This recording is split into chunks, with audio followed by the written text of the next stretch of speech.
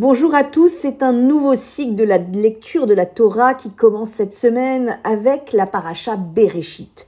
Retour donc au récit de la création du monde, aux aventures d'Adam et Ève chassés du Gan Eden, le jardin d'Éden, après avoir mangé la seule chose que Dieu leur avait défendue, le fruit de l'arbre de la connaissance du bien et du mal.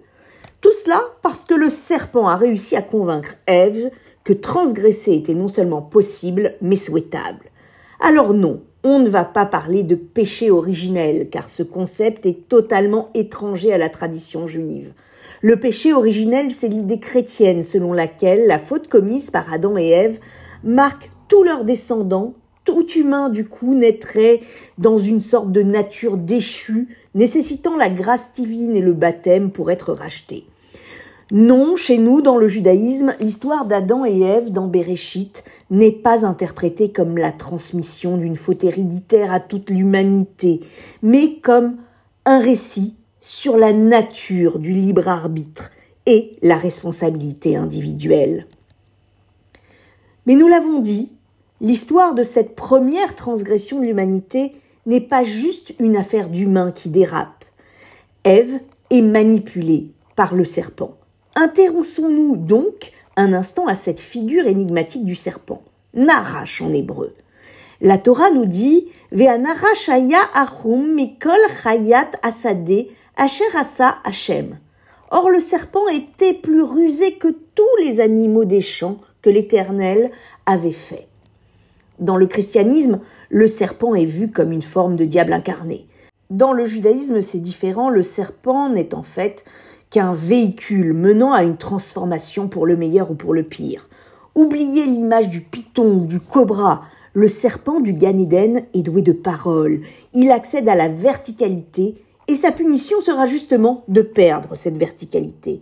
De plus, les Pirkei de Rabbi Eliezer le décrivent comme une monture transportant un étrange cavalier, un certain Samaël.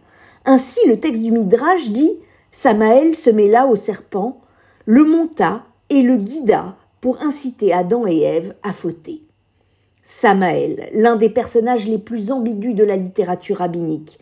Il est décrit dans le Midrash, les Pirkei de Rabbi Eliezer, comme un archange accusateur, le prince des anges destructeurs, l'ange du din, du jugement rigoureux. Le Midrash le voit tantôt porteur du pire, tantôt comme un ange de la mort aussi capable d'arrêter net les chars égyptiens dans le désert et donc de sauver les Hébreux. Samaël n'est pas le mal en soi, mais ne doit jamais être laissé libre d'agir en cavalier solitaire. Dans le Midrash, on remarque que Samaël ne prend pas la forme du serpent. Non, il le chevauche. Le serpent devient ainsi l'instrument d'un étrange dessein, celui d'introduire dans le monde une connaissance sans éthique. Samaël ouvre la porte du choix, mais n'y mêle jamais la morale. Samaël chevauche le serpent parce que chaque âme humaine, elle aussi, est chevauchée par la tentation d'un savoir sans éthique, du pouvoir sans compassion. La ruse consiste ici à faire naître la confusion entre la voie de Dieu et la voie de l'ego. En soi, c'est plutôt utile la connaissance du bien et du mal, mais ici, le goût du savoir est insufflé avec l'idée que ce savoir dispenserait de la guidance divine. Verset 5, chapitre 3, le serpent dit au sujet du fruit défendu.